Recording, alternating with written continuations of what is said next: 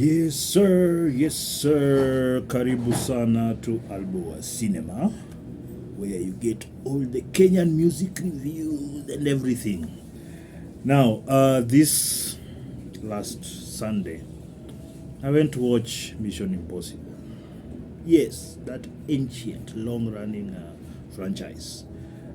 Personally, I think it's the most successful franchise in terms of releasing successful films one after the other.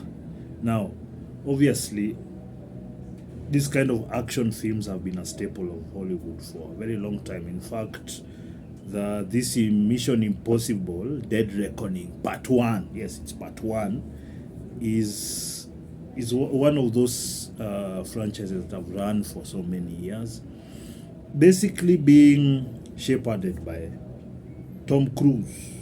Yes, that little old man is just unbelievable. I mean, going through, the movie is about, the international espionage. Everybody who's watched the series Mission Impossible know what it's about. So it's about, the espionage. On this particular one, they're exploring AI and what would be the results of AI being sentient. What do you call sentient? They can think for themselves.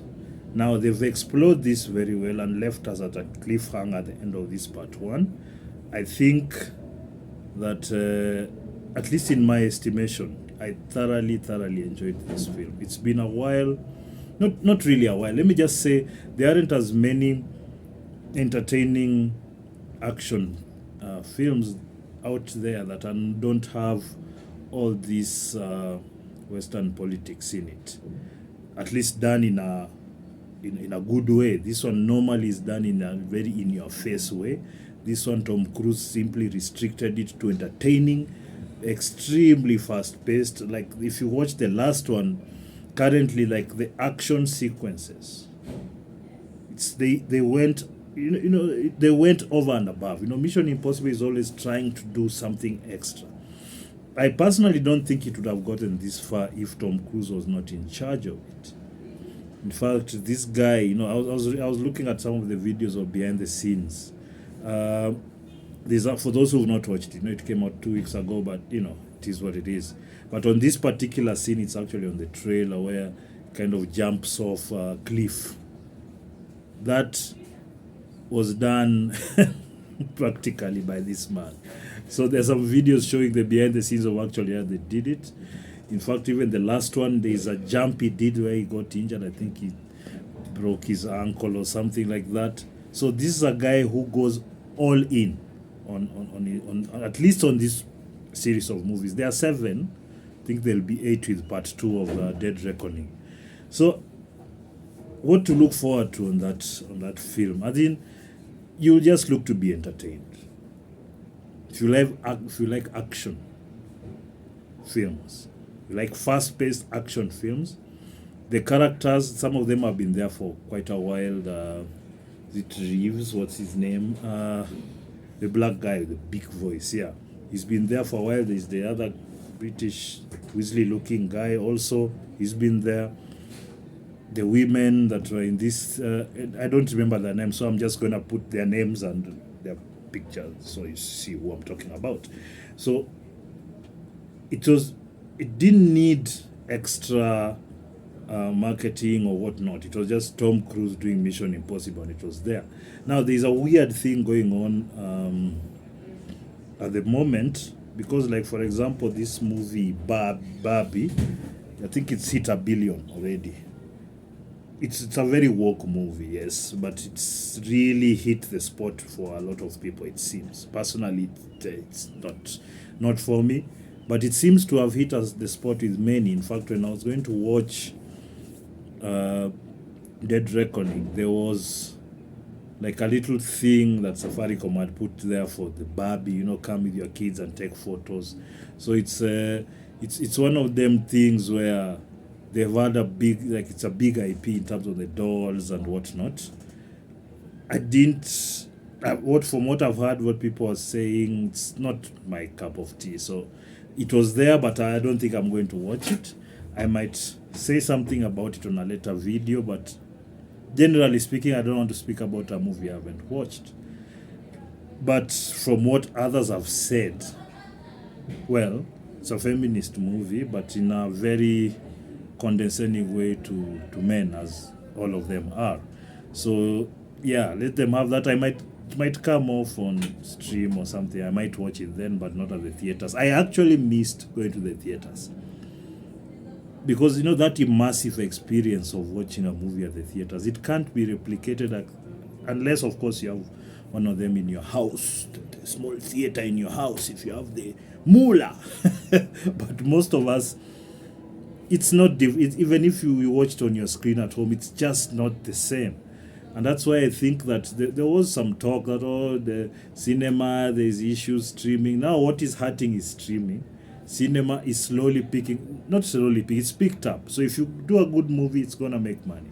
If you do a bogus movie like Hollywood have done so many times in the last 5 years, if it wasn't for that line of the Avengers, this Hollywood would have made a lot of losses. Right now, most of the movies they are releasing are just tanking.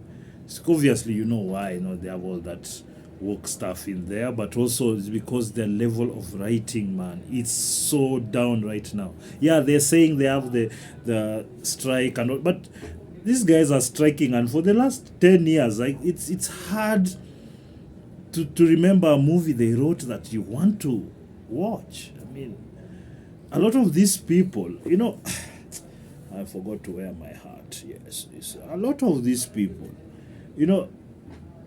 I'm looking at them, they're going on strike. Them, they have their what are they called? They have their guilds and associations and whatnot, which are a lot stronger than, say, what we have. But I don't see their bargaining chips here. Because they've been writing terrible movies for quite a moment now, and I think they've lost the studios a lot of money. So the studios are trying to work their politics plus their wokeness plus making profit. It's just wokeness and profit just don't work. I mean, this one movie, Barbie, should not make you think that now, woke stuff is not going to make money. This movie is kind of compensating for all the tens of movies that they've made that have lost basically billions of dollars for the studio. So as far as Mission Impossible goes, you know what you're getting. You're getting high-level action. You're getting the script is not out of this world. It's just the normal, somebody's trying to take over the world. In this particular case, it's different regions trying to take over the world using this one key. That's the main thing for controlling the AI. That's generally the story. So you can see the Americans, you see the Russians, Chinese, so they're trying to create that environment. In fact, this one, I think, I don't know how they're going to handle part 2, because I think part 2 might be more interesting, because they've created, like, the big powers in the world are now the enemies against each other. They all need this key, because it's what controls the AI that knows everything, that at least does a lot more than humans. So it's interesting. I guess sometimes we watch these movies because they're, previously there used to be deep movies that you could watch, the Godfathers and whatnot. Those ones are not produced anymore. Funny movies, like rom-coms or just comedies, no longer, because wokeness is not funny, or it's not, creative. That's just a fact. At least that's what I've seen. So as a last as a last little sum that I have to say about such a movie, I think they spent $300 million, I think. $300 million. I think the time for such budgets is coming to an end, because the studios are struggling to make up that money more and more. It's coming to an end. I don't know how much money it's made, Mission Impossible so far, but they have to make over 600 plus million to even break even. So quite disturbing. On that note, subscribe, like, share, thread, do what you need to do. I don't strike anyone.